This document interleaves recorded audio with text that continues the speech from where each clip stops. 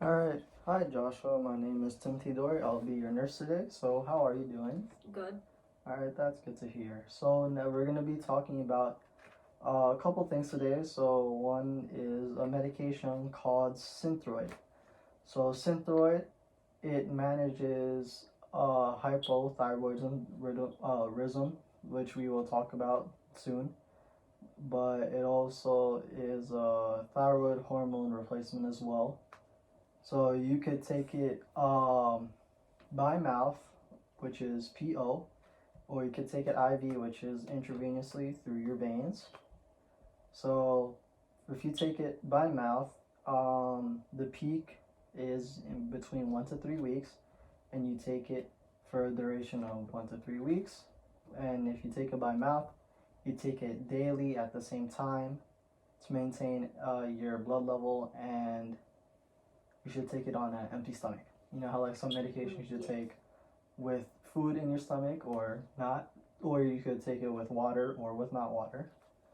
And for IV, the onset is between 6 to 8 hours, and the peak is in 24 hours, which is the next day. So when taking Synthroid, you should avoid over-the-counter meds with iodine and iodized salt, and you should avoid foods such as soybeans, tofu, turnips, walnuts, some seafoods, and some breads. Now, some side effects of Synthroid include weight loss, arrhythmias, which is irregular heartbeats, tachycardia, which is rapid heartbeats, insomnia, which is in trouble sleeping, irritability, nervousness, heat intolerance, and menstrual irregularities. So, can you please tell me some side effects of Synthroid? Nervousness, Okay, trouble sleeping, okay, rapid heartbeats. okay. So, you know some of the side effects that I told you. That's good. So, now we're going to move on to our second topic, which is diabetes mellitus type 2. So, for diabetes, 9.3% of the general population have diabetes. And even though that's like a small number, 9.3%, but if you compare it to like our whole like population of the world, we have around 7 billion people. 9.3% is pretty. It's a lot. So for type 2 diabetes, it's an adult onset, and your body is insulin resistant, so your body cannot produce insulin from your glands, and it can be prevented. Alright, so some general signs and symptoms include the three P's, which is polyuria, which is excessive urination or peeing, polydipsia, which is excessive thirst because you're always thirsty, and polyphagia, which is excessive hunger. And some other signs and symptoms include like fatigue and weight loss.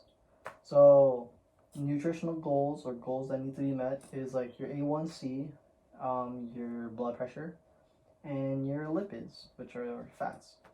So, and you also have to achieve and maintain your daily weights at the same time, wearing the same clothes, and to delay or prevent any complications that arise from diabetes type 2 mellitus.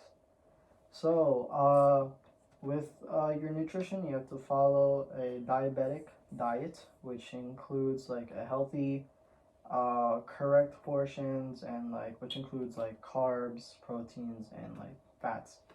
And you should include like some vegetables and some fruits. You know, it's always healthy. And for treatment goes like some oral meds or some insulin, or you could do surgery as well. So, next, remember when I said about Synthroid, how it manages hypothyroidism? Now we're going to talk about hypothyroidism.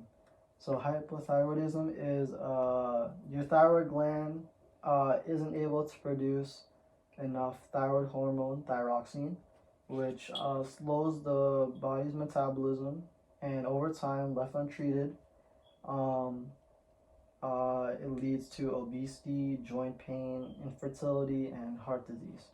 So some signs and symptoms would include fatigue, increased sensibility to cold, constipation, which is like you have trouble moving your bowels, you have trouble pooping, dry skin, weight gain, muscle weakness, increase in cholesterol in the blood, slowed heart rate, and enlarged thyroid gland.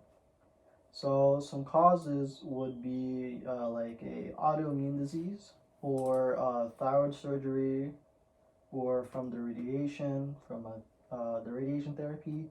Some medications may cause it or an over response to hyperthyroidism.